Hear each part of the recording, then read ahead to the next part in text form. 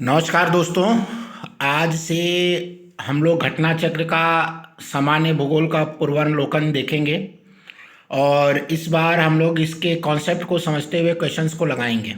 ठीक है। R O UPPCS में लगभग 35 से 40 क्वेश्चन भूगोल से आते हैं। उसमें कुछ करंट से भी रिलेटेड भूगोल होता है। स्टैटिक भूगोल का आप ये मान के चल सकते हैं कि 30 क्वेश्चन या 25 से 30 क्वेश्चन के बीच भूगोल आएंगे। तो इसको आप अच्छे से पढ़िए, क्वेश्चन आंसर की प्रैक्टिस करिए, वीडियो को बार बार देखिए। हमारे चैनल पे आर ओ की सीरीज चलाई जा रही है। अगर आपने इससे पहले का वीडियो नहीं देखा है तो चैनल पे जाइए, सारी चीज़ें वीडियो पड़ी हुई हैं। हमने इन्वायरमेंट और इकोलॉजी ख़त्म कर दिया है। हम वो पोर्शन पहले ख़त्म कर रहे हैं जिससे मेजर क्वेश्चन आते हैं और जो बहुत ही ज़्यादा आसान होते हैं। ठीक है, तो चलिए आइए आज हम लोग सामान्य भूगोल चालू करते हैं और देखते हैं कि इसके क्वेश्चंस कैसे आ रहे हैं। तो सबसे पहले एक भारत के भूगोल से हम लोग चालू करते हैं। तो एक सामान्य परिचय देख लीजिए कि भारत जो है वो एशिया महाद्वीप में, दक्षिण एशिया महाद्वीप में स्थित है। अब भारत जो है एक चतुष्कोणीय आकृति का देश है। इसमें जो है क्षेत्रफल की दृष्टि से ये विश्व का 7वां देश है, जिसका 32,87,263 वर्ग किलोमीटर इसका क्षेत्रफल है। जितनी भी भूमि है, इनलैंड भूमि का वर्ल्ड का 2.4% ये इंटेक करता है और इसकी जो विश्व की जो जनसंख्या है उसका 17.5% जनसंख्या यहाँ निवास करती है। भारत की अगर उत्तर से दक्षिण की तरफ हम विस्तार देखें तो वो 3214 किलोमीटर होता है और अगर पूरब से पश्चिम की तरफ विस्तार देखें तो ये 2933 किलोमीटर होता है। बार बार ये क्वेश्चंस पूछा है इसलिए मैं यहाँ पे बता रहा हूँ। 26 जनवरी 2020 के बाद भारत की कुछ स्थिति इस प्रकार है कि इसमें 28 राज्य और 8 केंद्र शासित प्रदेश हैं। ठीक है, इसके क्वेश्चंस को हम लोग देखते हैं। पहला क्वेश्चन दिया है कि निम्नलिखित कथनों में से कौन से भारत के बारे में सही हैं। सही उत्तर के चयन हेतु अधोलिखित कूट का उपयोग कीजिए। भारत विश्व का 5वां बड़ा देश है, तो पहला गलत हो गया। दूसरा, यह स्थलमंडल के कुल क्षेत्रफल का लगभग 2.4% भाग अधिकृत करता है, यह सही है। फिर समूचा भारत उष्णकटिबंधीय कटिबंध में स्थित है, ये गलत हो गया। और चौथा है 82.5 डिग्री पूर्वी देशांतर का उपयोग भारतीय मानक समय को निर्धारित करने के लिए किया जाता है, तो ये सही है। यानी 2 और 4 सही है, यानी ऑप्शन डी सही है। अब देखिए 82.5 डिग्री जो पूर्वी देशांतर है वो इलाहाबाद के निकट मिर्ज़ापुर से निकलता है, ये आप याद करिए। ठीक, फिर क्षेत्रफल के दृष्टि से भारत का विश्व में कौन सा स्थान है, तो 7वां स्थान है, ऑप्शन सी सही है। भारत का आकार विश्व का 7वां सबसे बड़े देश का है, ऑप्शन सी सही है।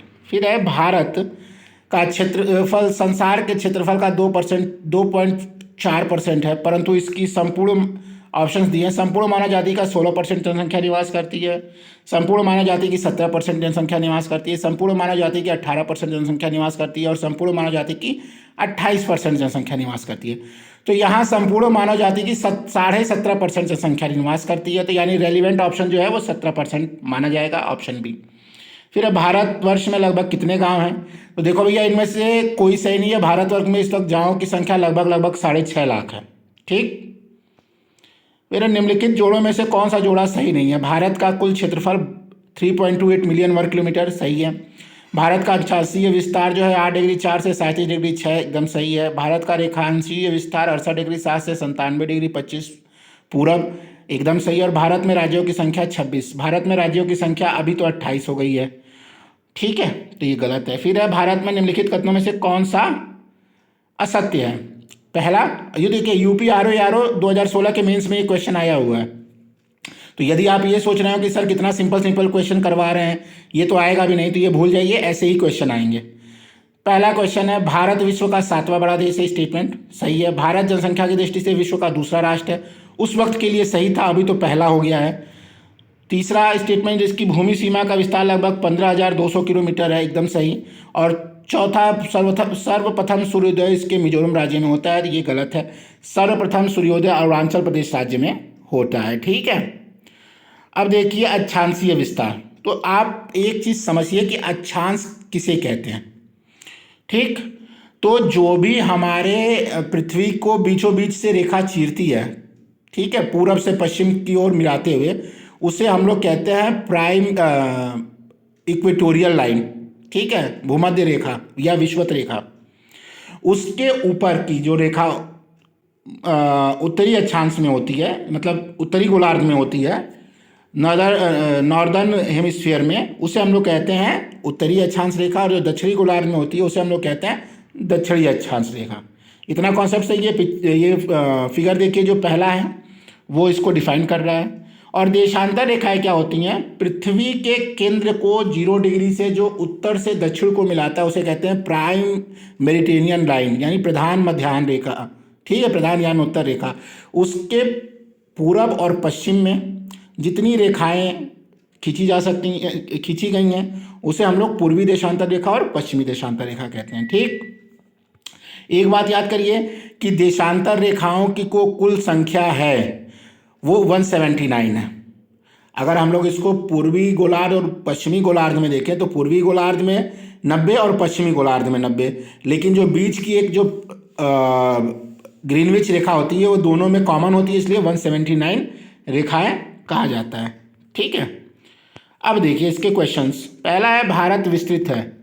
अच्छा, देशांतर का दिया है तो आपको याद होना चाहिए कि भारत जो है वो 37 डिग्री 6 मिनट से, और अक्षांश का दिया है तो आपको याद होना चाहिए कि भारत जो है 8 डिग्री 4 मिनट से 37 डिग्री 6 मिनट, और देशांतर में 68 डिग्री 7 मिनट से 97 डिग्री 25 मिनट पूर्वी देशांतर पे। तो इसमें दे रहा है भारत का विस्तार 37 डिग्री 17 मिनट 53 सेकेंड उत्तरी से, 8 डिग्री 6 मिनट 28 सेकेंड दक्षिणी के बीच, गलत।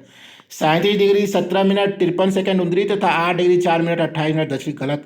37 डिग्री 17 मिनट 53 सेकेंड उत्तरी तथा 8 डिग्री 28 मिनट उत्तरी के बीच, यानी उपयुक्त में से कोई नहीं है।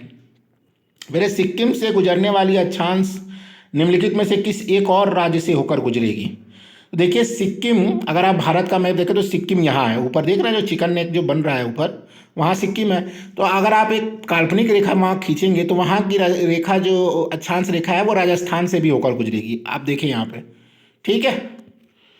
तो ऑप्शन ए जो है इसका सही है, राजस्थान, ठीक है। जिस जिले से 70 डिग्री पूर्वी देशांतर रेखा गुजरती है वह है जोधपुर, जैसलमेर, धौलापुर और नागौर। तो 70 डिग्री पूर्वी देशांतर जो है वो जैसलमेर जिले से गुजरती है, ठीक है। तो आज के वीडियो में हम लोग यहीं तक देखते हैं और फिर नेक्स्ट वीडियो में हम लोग भारत के कर्क रेखा का विस्तार देखेंगे, ठीक है। अगर आपने यहाँ तक वीडियो को देखा है तो चैनल को सब्सक्राइब करिए, वीडियो को लाइक करिए, शेयर करिए और कमेंट करिए। Thank you.